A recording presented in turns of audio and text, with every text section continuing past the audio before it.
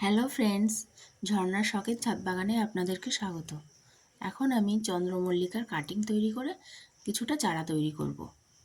আগের বছর আমার ছাদ বাগানে 7-8 রকমের কালারের চন্দ্রমল্লিকা ছিল।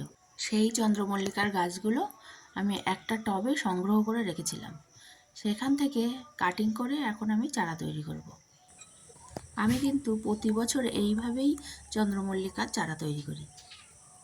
চন্দ্রমল্লিকার গাছগুলো আমার মতো এইভাবে যদি সংগ্রহ করে রাখা যায় তাহলে আর কোনো বছর চারা কিনতে হয় না। দেখুন, আমি কিন্তু একটা টবেই 7-8 রকম কালারের চন্দ্রমল্লিকা সংগ্রহ করে রেখেছিলাম। সেখান থেকে কাটিং করতে করতে আমি প্রায় অক্টোবর মাস পর্যন্ত এইভাবেই কাটিং করেই যাব। তারপরে নভেম্বর মাসে গিয়ে আমি পার্মানেন্ট প্রতিস্থাপন করব। সারা ছাদ বাগান চন্দ্রমল্লিকায় ভরে যাবে। এবার আমি গাছগুলো বসিয়ে গাছের জল দিয়ে নিলাম। এবার আমি কিছুটা ছাদ বাগান থেকে সবজি হারভেস্ট করে নেব। প্রথমেই আমি তুলে নেব কিছুটা কলমি শাক। কলমি শাকগুলো দেখুন কত লম্বা লম্বা হয়েছে। এর থেকে আমি লম্বা লম্বা করে কিছুটা ডগা কেটে নেব। এই কলমি শাকটা কিন্তু জলের কলমি, বৃষ্টি হলেই এটা খুব তাড়াতাড়ি বাড়ে। এই কলমি শাকগুলোর পাতা একটু কম হয় আর ডাল লম্বা হয়ে লতিয়ে যায়, আর চাষের কলমিগুলোর কিন্তু অনেক বেশি পাতা হয়। এই কলমি শাকগুলো কিন্তু চাষ করা হয় না, এগুলো পুকুরে খালে বিলে চারিদিকে হয়ে থাকে, সেখান থেকেই তুলে নিয়ে বাজারে বিক্রি করা হয়। আমার মতো ছাদে যদি এই কলমি শাক বসানো যায় তাহলে কিন্তু খুবই কম কষ্টে আর কম খরচে পরিষ্কার জায়গা থেকে টেস্টি টেস্টি শাকটা খাওয়া যায়।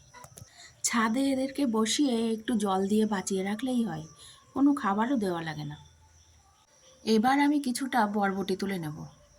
দেখুন বরবটির ফলন হয়েছে কত সুন্দর, প্রচুর ফলন হয়েছে বরবটির। ছাদে আমি 2-3 জায়গায় ছোট্ট ছোট্ট মাচা দিয়ে বরবটি গাছ লাগিয়ে রেখেছি। যেদিন আমি বরবটি হারভেস্ট করি সেদিন বেশ কিছুটা করে বরবটি আমি পাই। দেখুন এই মাচার থেকে বরবটিগুলো সব তুলে নিয়ে আমি এবার আর একটা মাচায় চলে এলাম। এখান থেকেও আমি এই বরবটিগুলো তুলে নিচ্ছি। ঠিক এই সময় যদি আবার অন্যদিকে কিছুটা দানা বসিয়ে দেওয়া যায় তাহলে এইগুলো শেষ হতে হতে আবার নতুন গাছের বরবটি পাওয়া যাবে। আর এই দেখুন আমার ছাদ বাগান থেকে এতগুলো কলমি শাক আর বরবটি হারভেস্ট করলাম।